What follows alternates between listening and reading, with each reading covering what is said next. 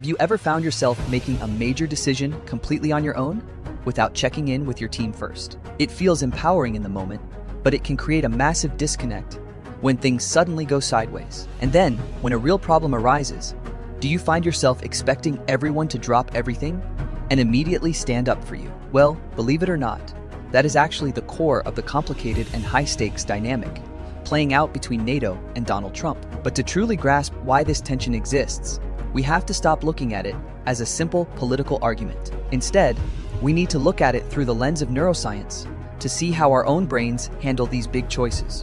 In neuroscience, we know that our brain operates using two distinct systems to process the world around us. The first is what we call the fast system, which is entirely driven by raw emotions, impulsive reactions, and gut feelings. The second is the slow system, which is grounded in rational thought, careful logic, and long-term planning. When we understand how these two systems clash, it becomes much easier to see why international alliances struggle to react.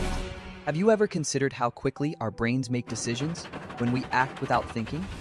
Almost like taking a mental shortcut. Often, these rapid reactions happen before we even have a chance to pause, process the situation, or truly evaluate the potential consequences. This is precisely where the concept of a collective global brain, like NATO, steps into the picture to ensure stability. The nations united within the NATO alliance, particularly across Europe, function much like the rational, analytical part of the human brain. Instead of reacting impulsively to every spark, they collectively choose to pause, reflect, and carefully analyze the unfolding situation. They ask critical questions, like whether a perceived provocation constitutes an immediate and genuine threat to their shared security. They deliberate on whether such actions align with the established rules of international law, or if they are simply reckless, unilateral moves. At the very heart of this immense alliance, there is a fundamental pillar known to the world as Article 5. Put very simply, this clause ensures that if a single member is under attack, every other country is committed to coming to their aid. But it is absolutely vital to understand the nuanced distinction in how this protection mechanism actually operates. Think of this specific article as a precise bodily reflex, designed to trigger a swift, instinctive response to danger. Just as you would instantly pull your hand away if you accidentally touched a burning flame.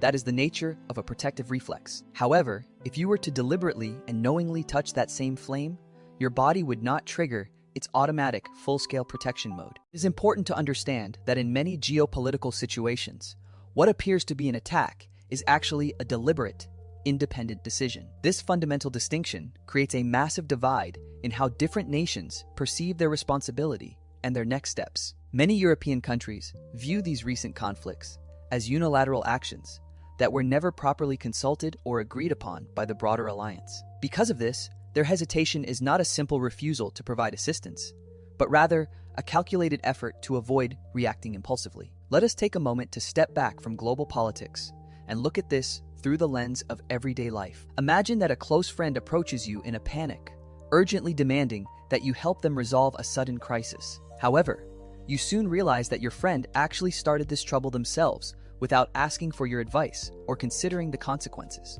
In that specific situation, you are faced with a difficult dilemma about whether to jump straight to their defense or simply pause. This natural instinct to stop and analyze the situation before acting is actually neuroscience in action. Even massive alliances, like NATO, function similarly to our own minds because they do not just react, they carefully evaluate. It turns out that in a complex, interconnected world, not everything that initially looks like a direct threat is actually a full-scale attack. Consequently, not every single conflict warrants an automatic, knee-jerk military reaction from the international community. Ultimately, the reluctance you see is not about refusing to help, but about making sure the help is truly necessary.